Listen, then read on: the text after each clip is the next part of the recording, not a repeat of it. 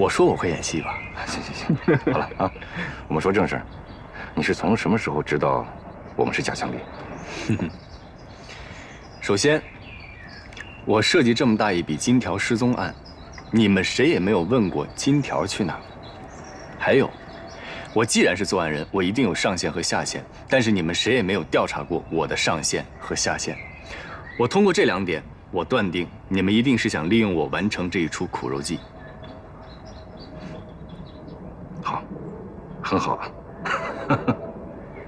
还有，我要感谢大虎同志，非常巧妙地让许流星带我妈还有小田次去北京看病，好让我妈不必经受这样一场苦肉计。非常细心啊，进步不小啊。你们这是闹什了？啊？半天就我不知道是吧？就我一个人不知道是吧？所有的人都通知到了，就我一个人不知道是吧？我都哭了多少遍了，就我一个人不知道是吧？你们这叫什么？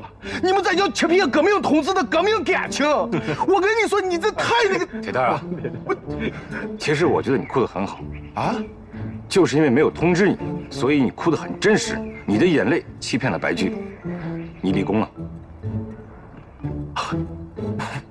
立功了？大虎，你马上回去审问白驹。是。铁蛋，走。是。铁蛋，改天请你吃饭啊。是。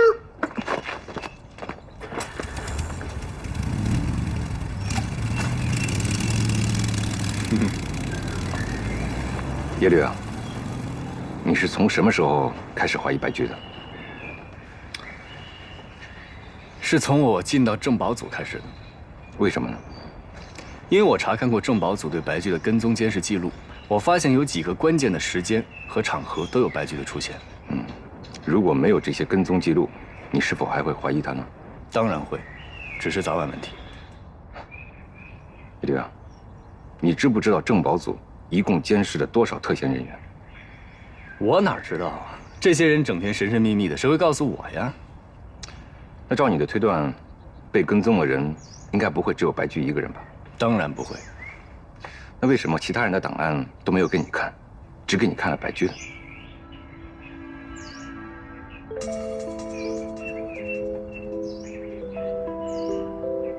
这么说，孙大虎也早就怀疑白驹了。没错。叶雨琪啊，我承认你很聪明，可是其他的同志也在不断的学习和进步当中。孙大虎把白驹的跟踪记录交给你看，就是希望通过你的智慧，找出其中的奥秘。哼哼，行啊，他，在我的带领下进步挺快的啊。处长，你看我把后面的人已经挖出来了吧？白驹后面一定是刘笃信。证据呢？审一下白驹不就知道了？好，处长，我也知道，这出苦肉计针对的对象不只是白驹，还有其他人，而且这个人是咱们内部的人。如果不是这样，我们不会从咱们处里演起。是啊，在我们的内部有敌人的特务在潜伏，这可是很致命的。他们开始栽赃我的时间点，就是从我刚调的政保组开始的。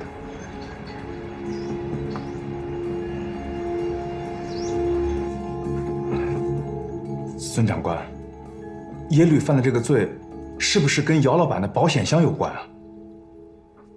你认识姚老板？认识。别着急，从头说，你们是怎么认识的？他以前是咱们橄榄会最好的4分卫。不，等会儿，咱俩说的是同一个姚老板吗？没错，就是拜仁药厂的那个姚老板嘛。哦，孙长官，你是不是看他现在这个身形不像在球场上奔跑的？嘿，这是没有办法，他是个生意人，应酬多，喝酒给喝成高血压了，后来就退了。哦，接着说。哎，这前几天他突然来找我，问我有没有一种物质可以在短时间内蒸发，哦，不对，更准确的说是升华。孙长官，升华你知道了？哦，我知道。哦，不过你可以再说的具体一点。就是固态直接变成气态。啊？世界上还有这种东西？有啊，叫啥呀？干冰。干冰。干的冰，是吧？长官，这里还有没有别的人可以来提问的？没有。继续说。哦，这干冰它不是干的冰。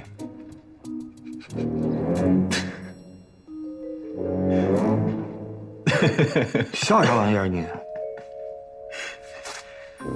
大虎啊，看来这个白驹把你当眼巴了。啥玩意儿？啥意思啊？白驹是个上海人，眼巴的意思就是土老帽、土包子啊，外行。行了，别说了。那个干冰在挥发的时候是冒烟的，而且它的比重没那么大，应该没有这么重啊。没错。看来我得会一会这个白驹了。大虎，方便吗？那当然了，你现在是我们组员。走，眼巴。哎，你小子！耶律兄，得罪了。但是我当时真不知道这个姚老板让我帮的忙是为了陷害你，要不打死我也不会做的。不知者无罪。我也有一个不知之处，还要请教你这个化学专家呢。哎呀，耶律兄不要客气，尽管吩咐。干冰气化是不是会冒白气？完全正确。那为什么我们在查抄保险箱的时候没有见到一丝白气呢？这个当时对方提出这个要求的时候，我就觉得这个是个难点。那么我问你，干冰变成气态，为什么会冒白气？因为空气中的水分遇到了低温的干冰，然后气化。完全正确。如果要让这白烟不冒出来，就得让保险箱里的水分完全消失。所以我就在那些纸币上动了手脚，我把每张纸币都做了脱水处理，然后这些纸币就变成了干燥剂，把整个保险箱里的水分完全的吸收了。所以只剩下二氧化碳流出来，没有水汽，也就没有白气。完全正确。那你是怎么控制干冰雾化的时间点的？我可以给你演示，是不是和那支笔有关？对的。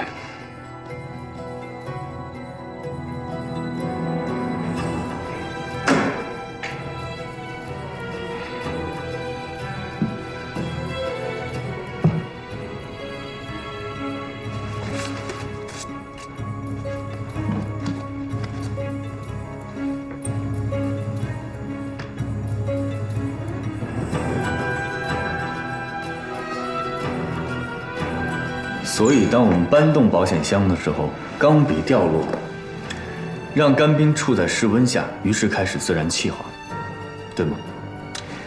完全正确。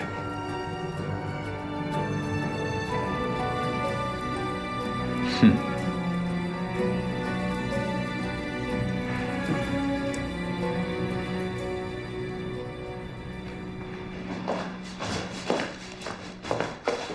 报告，先生。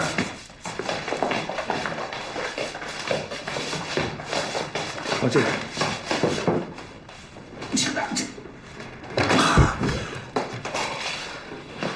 处长，白驹制作的特殊干冰已经放进去了，重量也称过了，整个保险柜的重量是50公斤。好，现在是下午4点半，我们等等看吧。啊，你们两个把它推到那个角落里。是啊，是。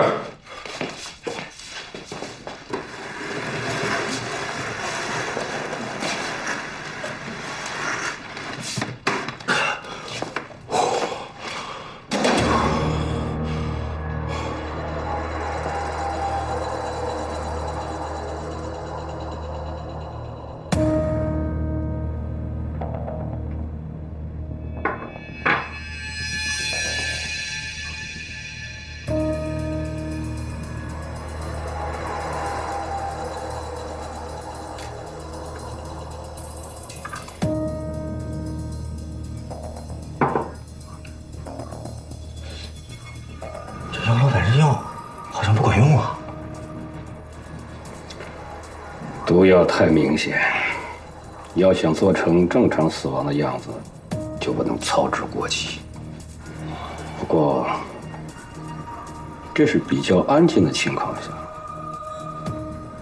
如果要是剧烈运动，发作可就快了。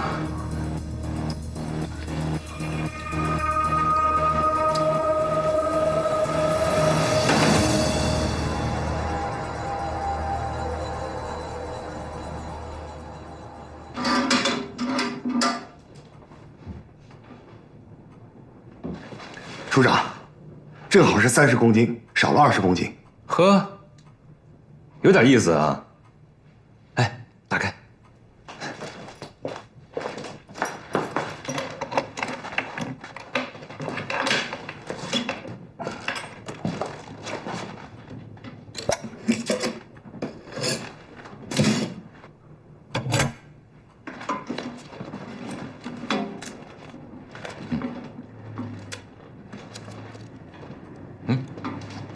的确是干燥的，确实没有被水浸泡过的痕迹。看来这个白驹还真是个人才，不过可惜了。哎，把他推走。是。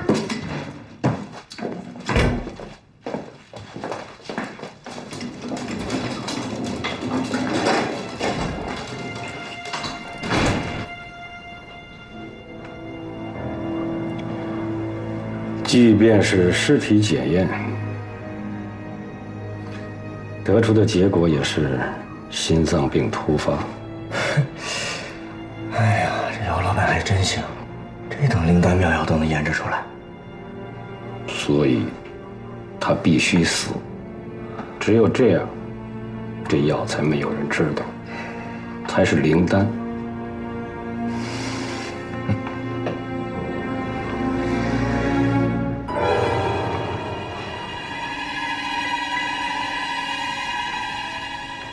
哎，叶律啊，你之前的推断全都验证了，啊？那么接下来你打算怎么做呢？接下来，你们要再不对姚老板做监视，就是你们的失职了。怎么，姚老板出事了？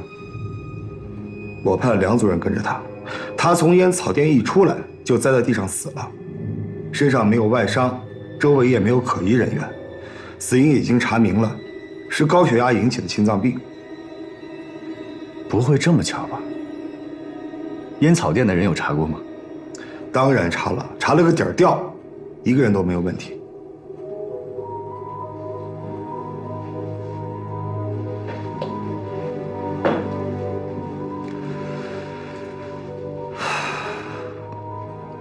看来这个刘笃信还真是不一般。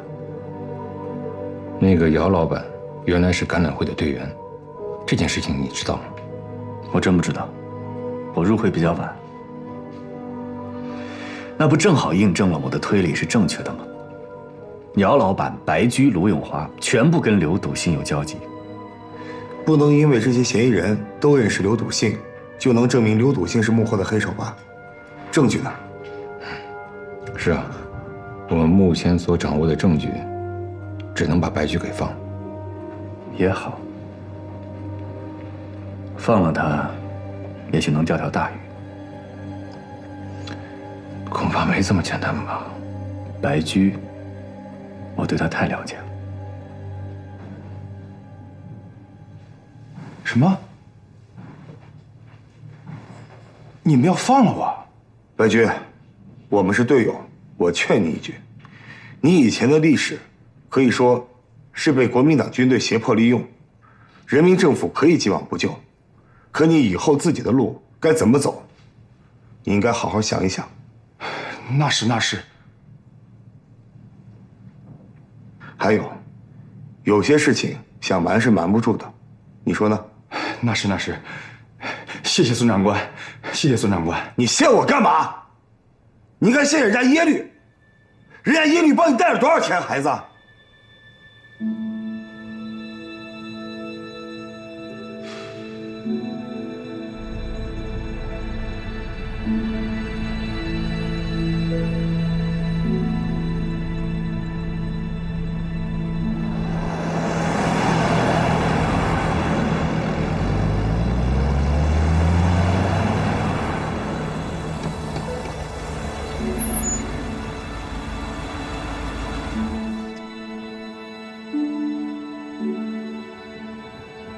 大妈，咱下车吧。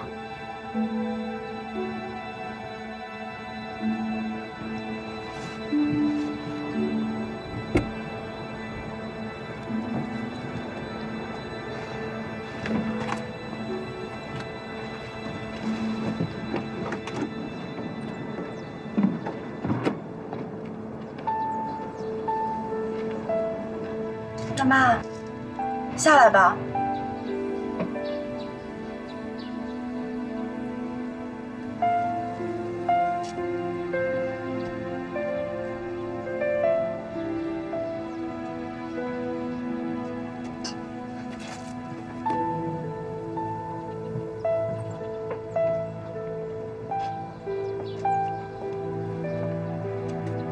去劝劝大妈吧。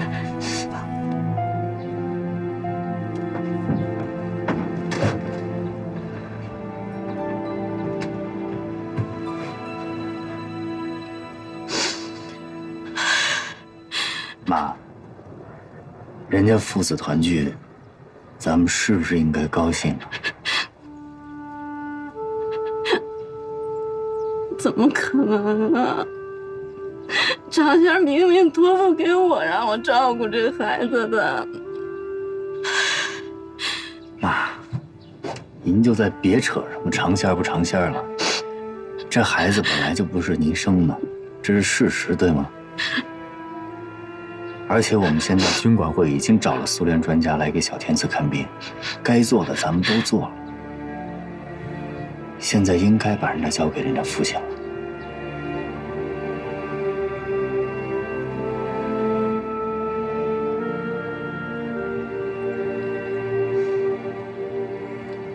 我在车底下等你啊。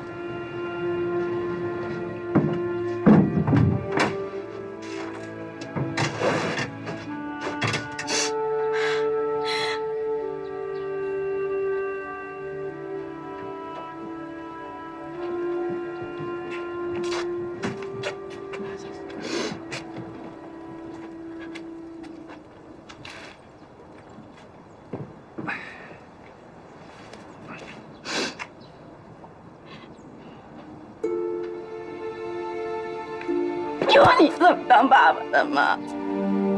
你这就叫伤天害理，你知道吗？你，我真是。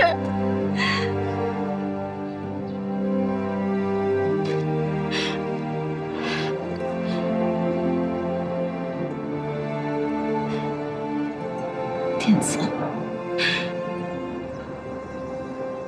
别怪爸爸啊，他也是没办法。奶奶到时候天天看你去。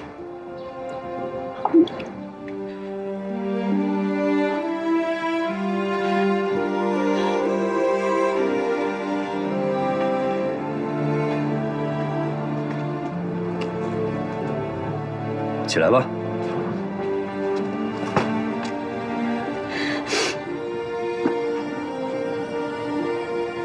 天赐，去爸爸那，啊。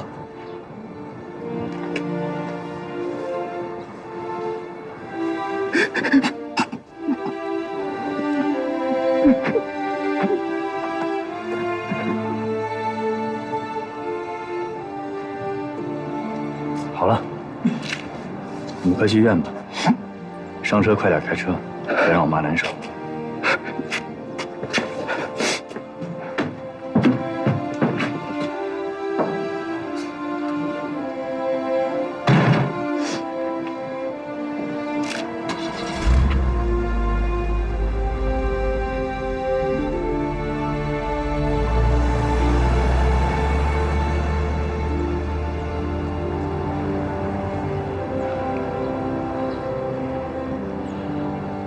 小雪，现在专家有什么好办法吗？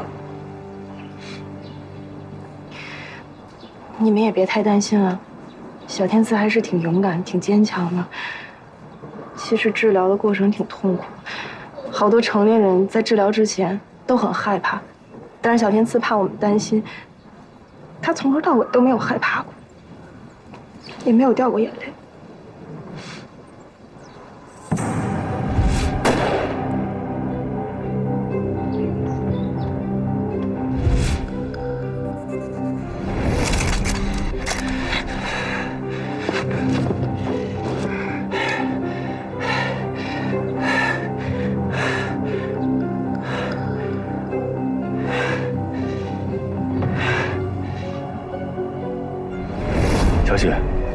你先送我妈回去。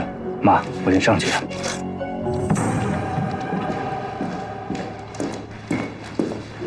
处长，啊，我又想到了一个证据，证明刘笃信和马扶摇是同伙。好，是吗？来，坐着说。那天你们要枪毙我，即便我知道是假枪毙，但是当枪口对准我的时候，我还是非常恐慌。所以我想到一件事情：盐城解放以前，马扶摇撤退的时候叫人枪毙我。当时所有要被枪毙的人都非常恐慌，但只有一个人除外。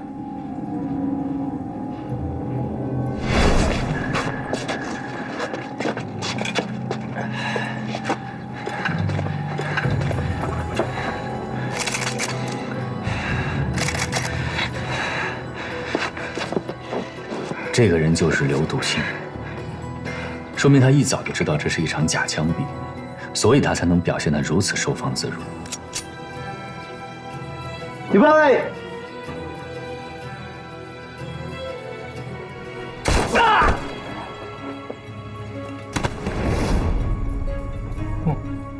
可是你想说这只是推理，不是证据。但是当我的推理形成了一条完整的链条，难道还不能起到证据的作用吗？我不是这个意思，我是想说，可是马扶摇假枪毙刘笃信，目的是什么？当然是希望刘笃信受到新政权的信任的，苦肉计呀。可是，执行假枪毙的是季连才，他是我们的人，他没有接到假枪毙的命令。是吗？那咱们再去问问季连才。好。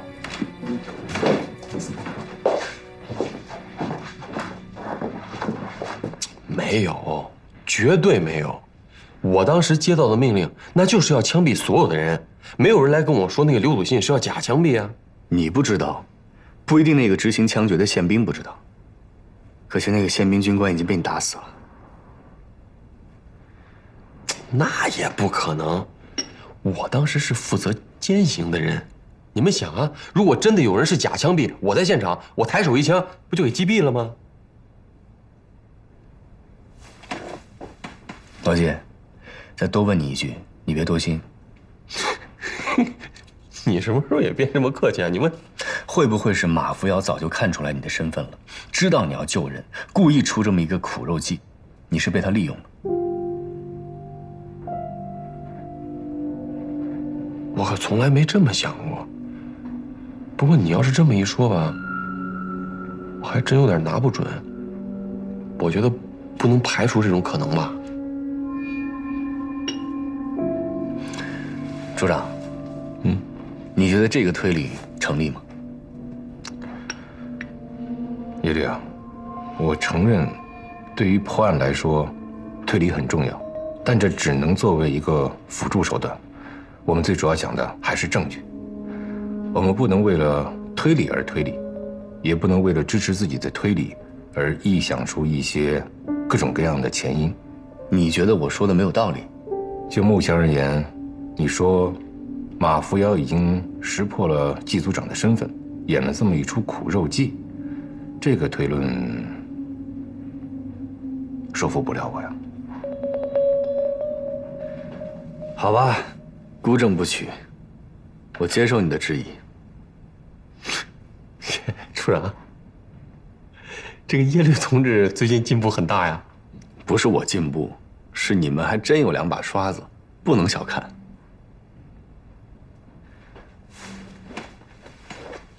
处长，小天赐的事儿，政府不会就撒手不管了吧？这点你放心，就算白居有问题，可孩子是无辜的。现在已经解放了，这么多战犯我们都养起来了，何况是个孩子呢？哎呀，贵党啊不，我党真是好大的胸襟啊！不过你们也放心，这案子交给我。叶律啊，我还是那句话，破案要讲究破案原则，不能玩歪的斜的。我尽量吧。好，老季。啊，懂。哎呀，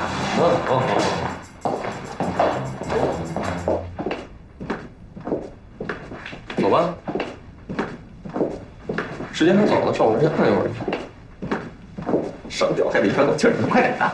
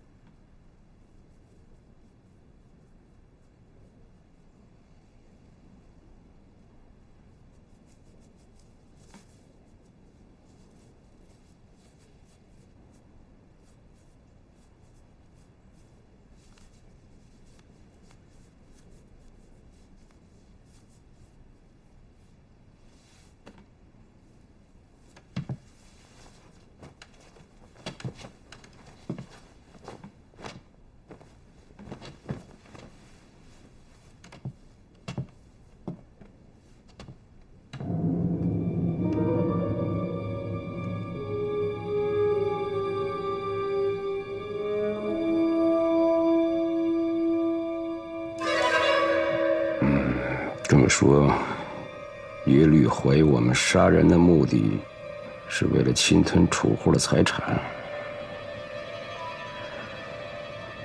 要不这样，干脆我找一机会把他干掉算了。不行，现在把他杀了，那不等于坐实了他对我们的怀疑了？共产党少一个耶律就不破案了，笑话！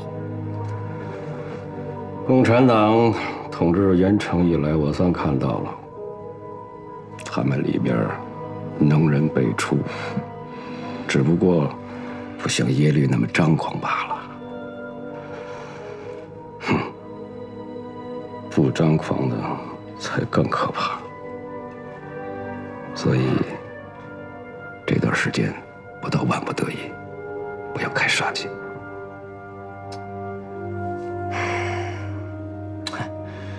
这耶律也不是每件事都料事如神，他还怀疑您是马扶摇的同党呢。马扶摇啊？好啊！哎呀，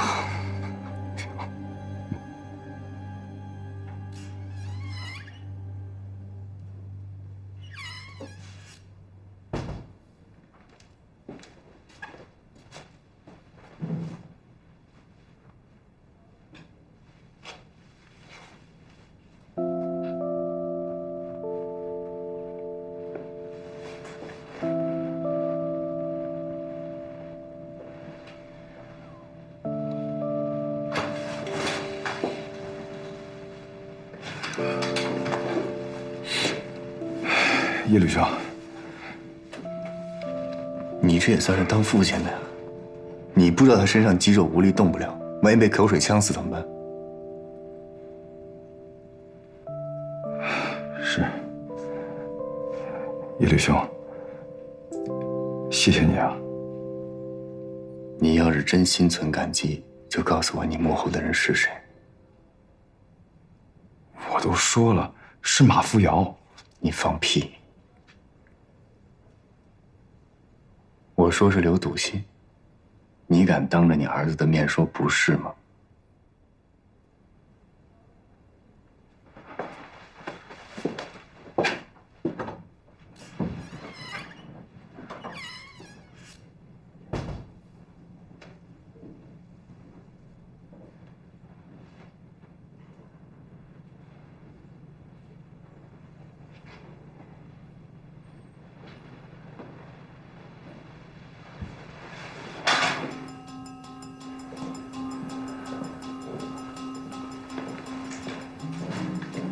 报告，请进。大刘伤病痊愈，特来看望穆医生。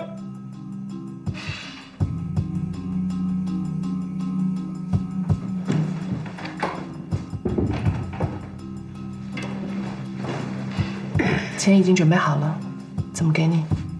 好，那就有劳刘乡里，明天中午亲自带着钱，沿着顺黄路一直往乡下开，见路边有一堆柴火，上面系着白布条，就把钱扔下去，车不要停，我们就不见面了。顺便转告他一下，祝他一帆风顺，早日成为柯南英雄。谢谢了。另外，我还要奉劝你一句：800万大军都灰飞烟灭了，凭他刘笃信一己之力想力挽狂澜，不过是白日做梦。你是明白人，早做主张吧。下一位，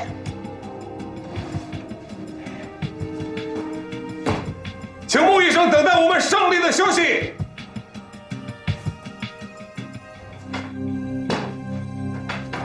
老乡，请进。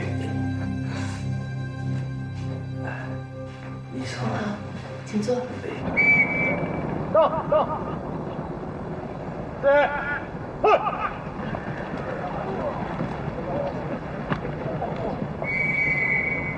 换人，白驹，你下来，来。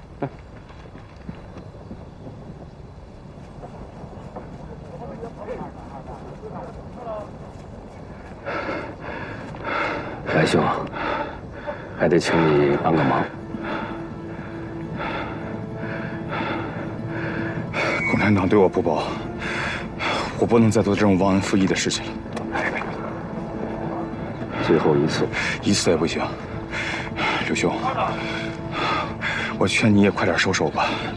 耶律真是很厉害，咱们做那些事儿，他好像亲眼见过一样。这次不是跟共产党作对，是帮共产党一个大忙。帮共产党？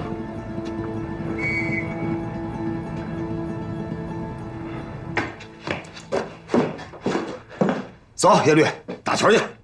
你还打上瘾了？这可是资产阶级的生活方式啊！嗨，只要这儿是无产阶级的，谁怕这个？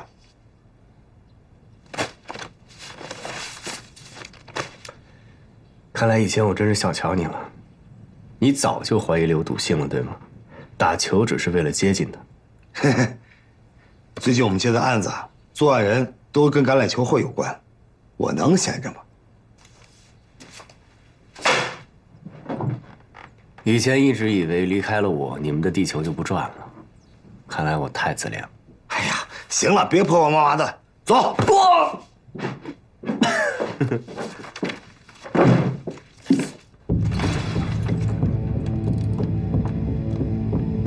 处长，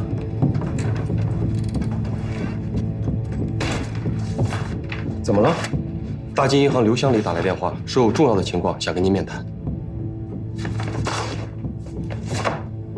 他有没有说是关于什么的？说是跟马扶摇的行动有关，别的不肯多说。好，你去把他请来，我在会议室等他。处长，我请了，他不肯来，说是来军管会见面不方便，怕马扶摇会暗中监视。那么他想在哪儿见面？他说最好是在球场，今天晚上有比赛。球场？情况就是这样。等比赛一完，我就回处里汇报，你等我电话。好。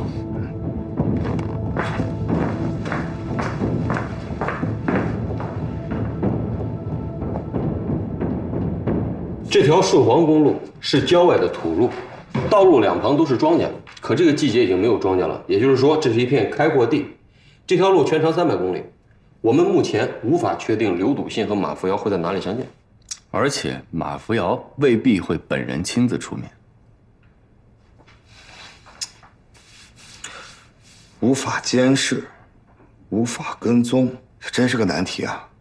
这有什么难的？金条迟早会交到马扶摇手里，对吗？那肯定啊。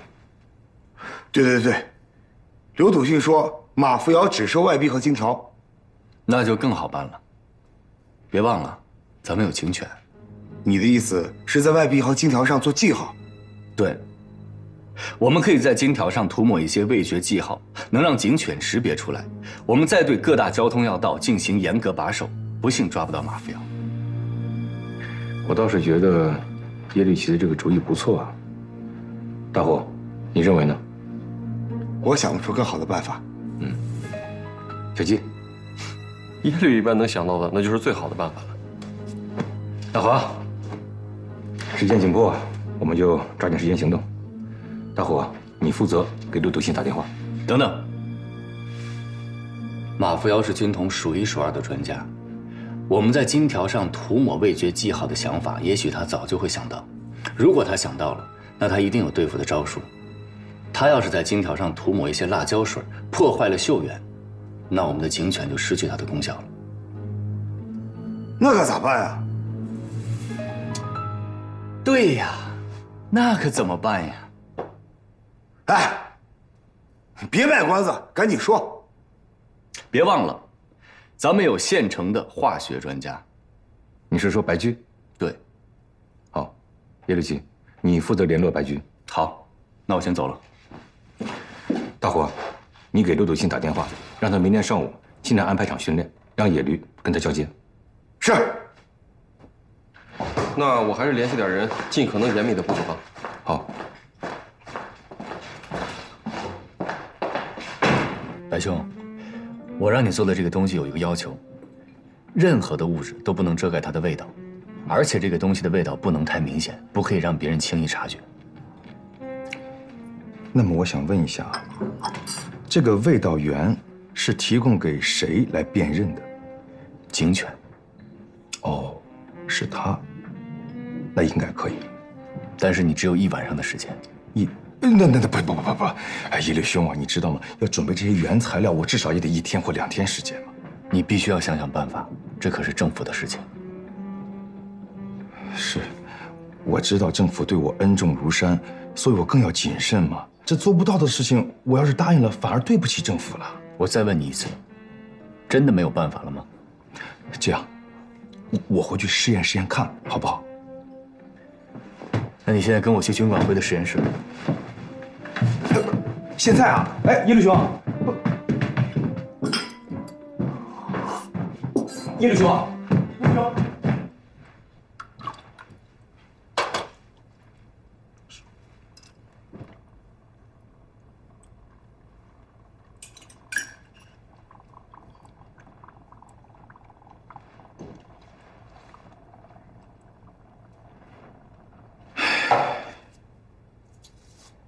叶律兄，我实在是无能为力了。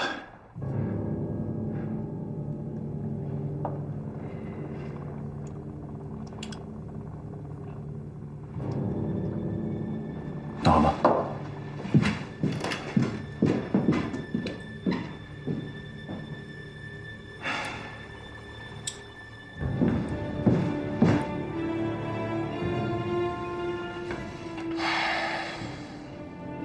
白驹有没有说准备这些材料需要多久？他说有些原料要去上海订购。上海？就算是请求组织支援，让空军帮忙，来回都得2天啊。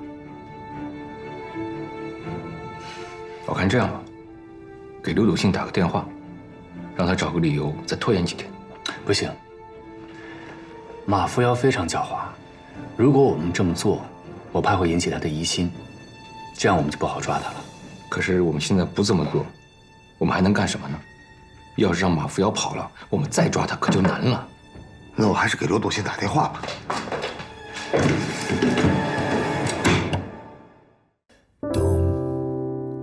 月光下的城，北风中是谁的白雪皑皑，凌乱的脚印，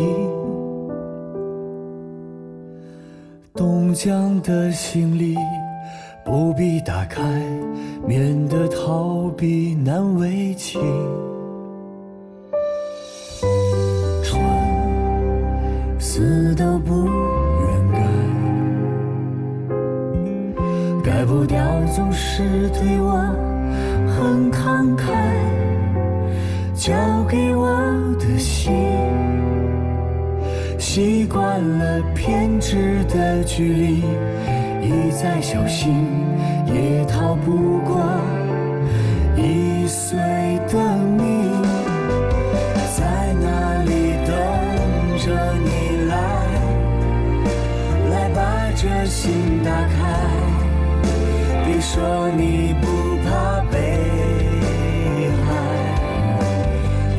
那里等着你回来，来去也许不该错过彼此的精彩。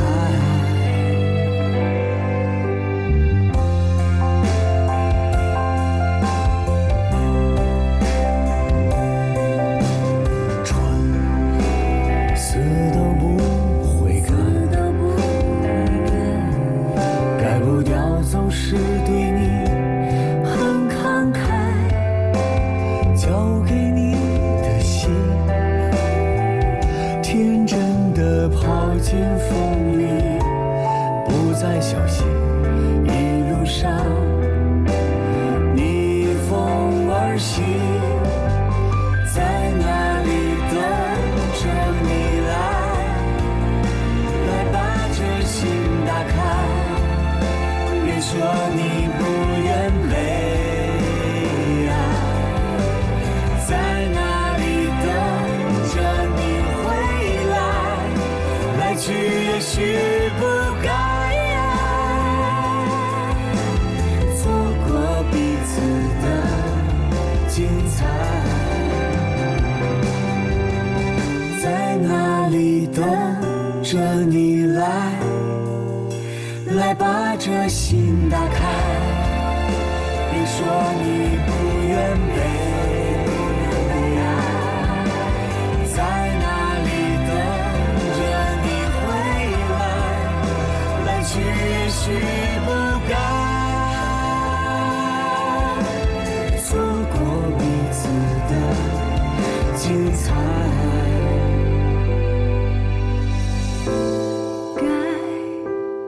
或是不该，那么一定是精彩，精彩的不该。